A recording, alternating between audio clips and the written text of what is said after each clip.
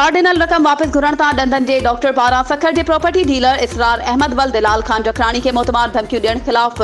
Sukkur society में state agency ॿाहिरां एहतजाज कंदे सखर सोसाइटी जे रहवासी इसरार अहमद खान जखराणी जो चवणु आहे त जेकबाबाद जे रहवासी ॾंदनि जे डॉक्टर गुलाम नबी वल्द अहमद बख्श पेचूहो खे कुझु साल अॻु प्रॉपर्टी ख़रीदण लाइ 5 लख रुपया उधार ॾिना हुआ।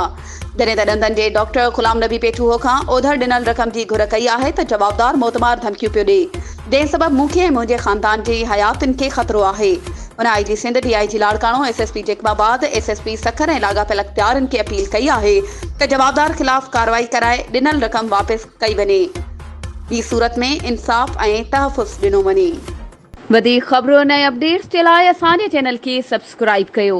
ऐं हा बेल आइकन खे प्रेस करणु न विसारिजो त जीअं असांजी हर नई अचण वारी वीडियो तव्हां ताईं पहुची सघे।